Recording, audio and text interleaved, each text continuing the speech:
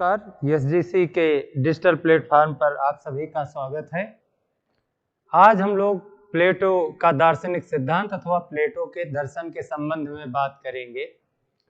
तो सबसे पहले इस स्टेटमेंट के साथ हम लोग शुरुआत करेंगे। प्लेटो कहता है कि जब तक दार्शनिक राजा नहीं बन जाता है या राजा दार्शनिक नहीं हो जाते हैं तब तक इस संसार से बुराइयों का अंत संभव नहीं है।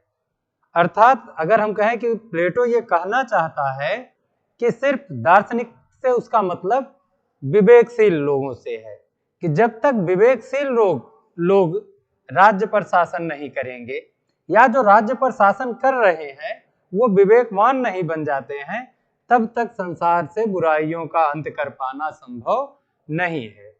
तो प्लेटो के बारे में थोड़ा सा हम लोग जान लें कि प्लेटो का जन्म इनका 428 ईस्वी पूर्व और मृत्यु 347 ईसा पूर्व में हुआ था। प्लेटो को अपने गुरु सुकरात से बहुत सारी शिक्षाएं मिली और वो सबसे प्रिय शिष्य सुकरात के थे। तो अगर आपको प्लेटो को जानना है तो सुकरात को जानना ही पड़ेगा। तो इससे पहले की वीडियो में हम लोग इस पर बात कर चुके हैं। सुकरात के जो उनका जो दार्शनिक विचार था, जो उनकी विचारधारा थी, और उसमें ज्ञान का स्थान सर्वोच्च था। प्लेटो भी इन्हीं सिद्धांतों पर आगे बढ़ता है और वह जब दार्शनिक राजा या दार्शनिक राज्य की बात करता है तो वास्तव में ज्ञान की ही बात कर रहा होता है। और उस समय अगर यूनान के जो राज्य की स्थिति थी, वहां की व्यवस्था थी, उससे प्लेटो बहुत दुखी था और वह कहता है कि यूनान की अराजकता, जो यूनान में अराजकता थी, उसका दो महत्वपूर्ण कारण था। तो जो पहला कारण था वह अज्ञान था और जो दूसरा कारण था वह स्वार्थ था। लोग स्वार्थी हो चुके थे, लोग अपने हित के बारे में सोच रहे थे, राज्य और समाज से लोगों का ज्यादा मतलब नहीं था। इन चीजों को बदलने के लिए उसने कहा कि अगर राज्य में अराजकता की स्थिति को समाप्त करना है तो सबसे पहले अज्ञान को दूर करना है। और अज्ञानता कैसे दूर होगी? शिक्षा से। इसलिए उसने शिक्षा पर जोर दिया। स्वार्थ मतलब भौतिकवादी चीजें जिन पर लोग अपना आधिपत्य स्थापित करना चाहते थे, उसमें भी उसने एक नया सिद्धांत प्रतिपादित किया, साम्यवाद का सिद्धांत। और साम्यवाद के सिद्धांत के द्वारा उसने सब में साम्यता स्थापित करने का प्रयास किया। अगर हम राजनीतिक दृष्टि से देखें, वैसे तो प्लेटो के बारे में कहा जाता है कि इसने 36 से 38 रचनाएं की हैं, लेकिन राजनीतिक दृष्टिकोण से इसकी 3 रचनाएं अत्यधिक महत्वपूर्ण हैं। सबसे पहले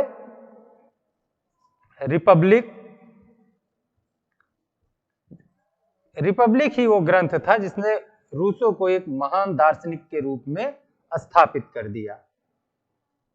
दूसरा स्टेटसमैन,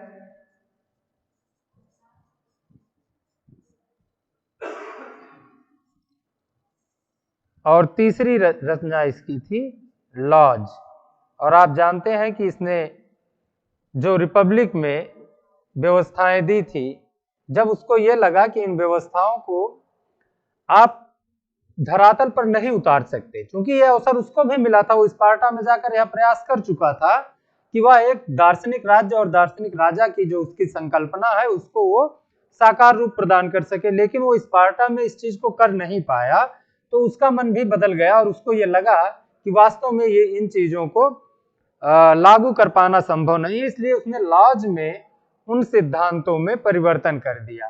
तो हम लोग जब रिपब्लिक की बात करेंगे, लॉज की बात करेंगे, तो इस पर हम लोग विस्तार से बात करेंगे। तो ये 3 रचनाएं हैं जो आपको याद रखनी चाहिए, अत्यधिक महत्वपूर्ण रचनाएं हैं राजनीतिक दृष्टिकोण से। अब बात आती है प्लेटो के दर्शन की प्रमुख विशेषताएं क्या थी। प्रमुख विशेषताएं,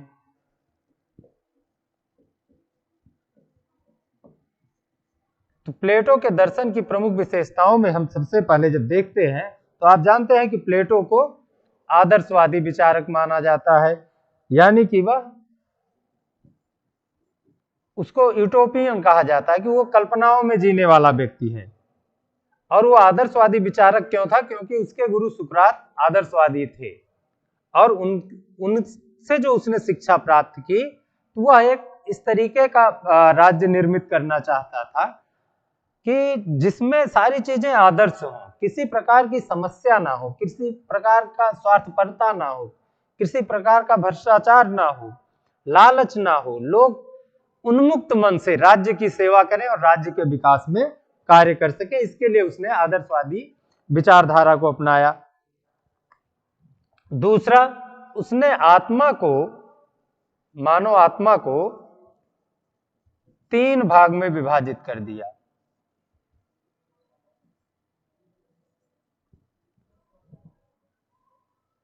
तीन भाग में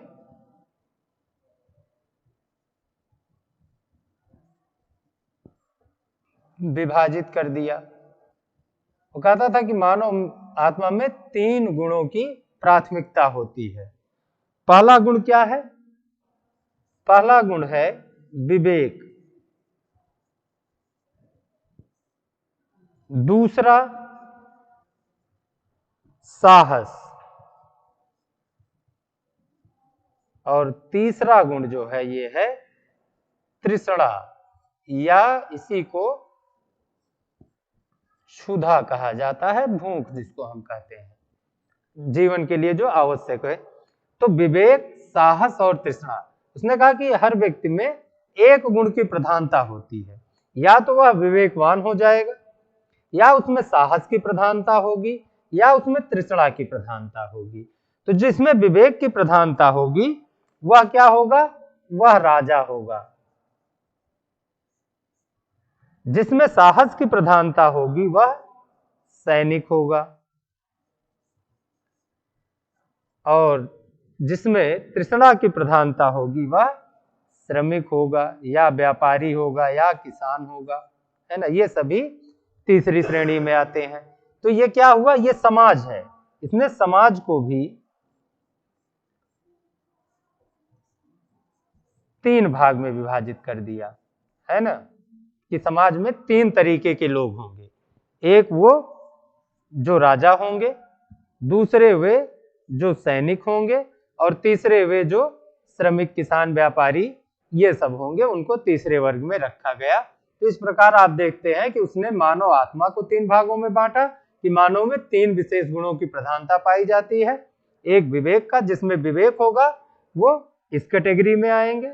जिनमें साहस की प्रधानता होगी वो सैनिक होंगे, और जिनमें तृष्णा या क्षुधा की प्रधानता होगी वो श्रमिक या किसान होंगे। तो उसने आत्मा और समाज दोनों को 3-3 भागों में बांट दिया। अब आगे अगर आप देखेंगे उसकी विशेषताओं में, तो तीसरी जो उसकी विशेषता है वो है, वो कहता है कि सद्गुण ही ज्ञान है। सद्गुण ही ज्ञान है।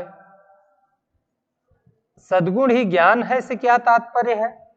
तो आपको अगर सुकरात याद हो तो सुकरात कहता है कि जिसके पास ज्ञान है, जिसके पास विवेक है, उसी को हम गुणी मानेंगे और उन्हीं लोगों को प्रणाम करेंगे, उन्हीं के सामने हम उन्हीं को सम्मान देंगे, बाकी किसी के सामने हम झुकेंगे नहीं, किसी को प्रणाम नहीं करेंगे।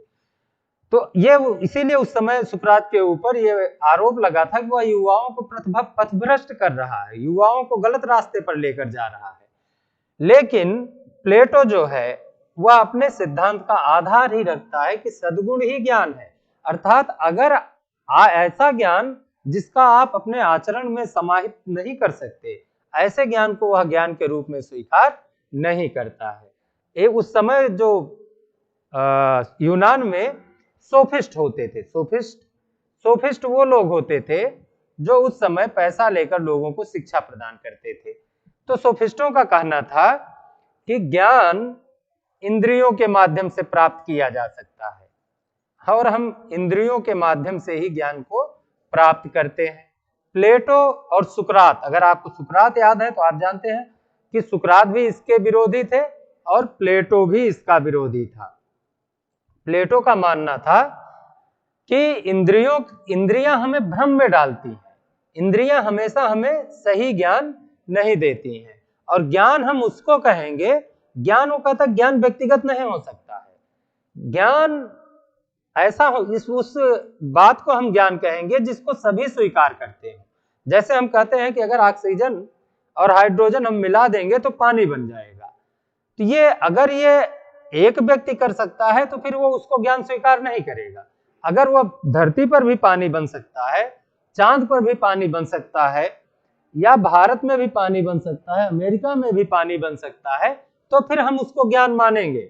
सिर्फ एक बात, यानी कि एक और चीज जो कहता है, इंद्रियों को भी कहता है और कहता है कि जो ओपिनियन होगी, ओपिनियन को भी वह ज्ञान नहीं मानेगा। किसी एक व्यक्ति की ओपिनियन हो सकती है तो उस ओपिनियन को हम ज्ञान के रूप में स्वीकार नहीं करेंगे।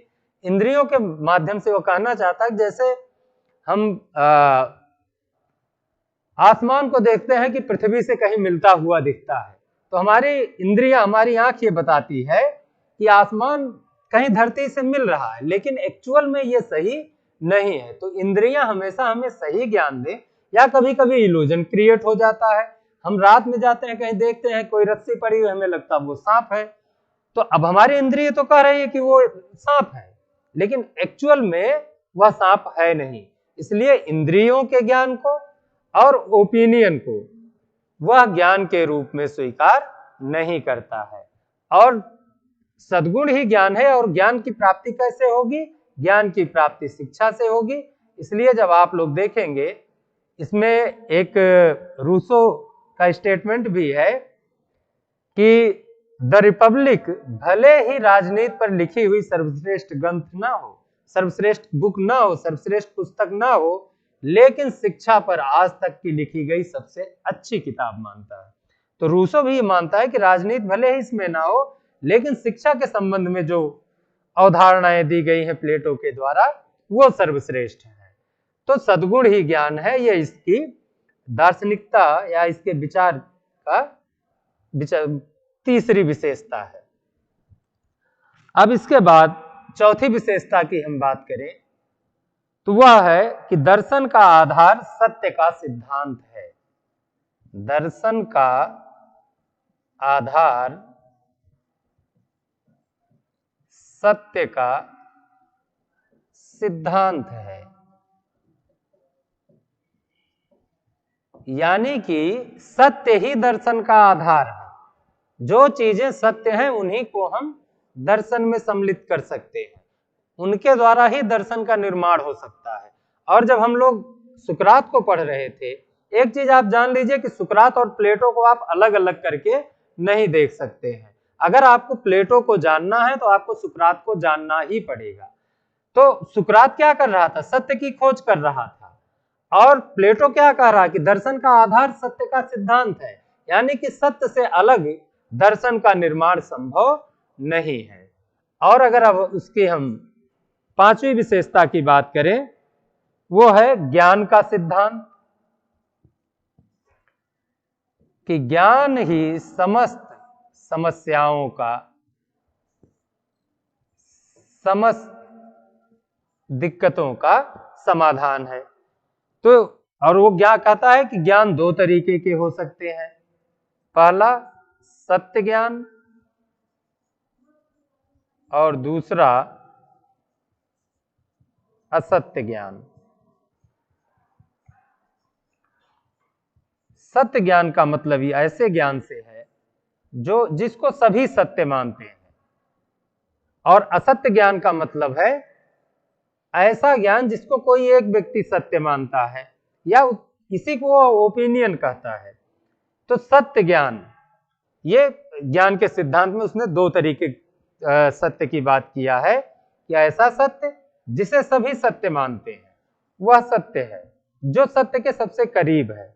दूसरा असत्य ज्ञान जिसे वह ओपिनियन कहता है। और छठवीं विशेषता उस जो है वो है द्वंद्वात्मक पद्धति। वैसे तो उसने अपने रिपब्लिक की रचना में विभिन्न पद्धतियों का प्रयोग किया है, लेकिन द्वंद्वात्मक पद्धति उसकी प्रमुख पद्धति रही है। अब आप द्वंद्वात्मक पद्धति की जब हम आपसे बात कर रहे हैं तो आपको तुरंत सुकरात की याद आई होगी, क्योंकि सुकरात भी कहता है कि संवाद के माध्यम से ही सत्य की खोज संभव है। और संवाद क्या है?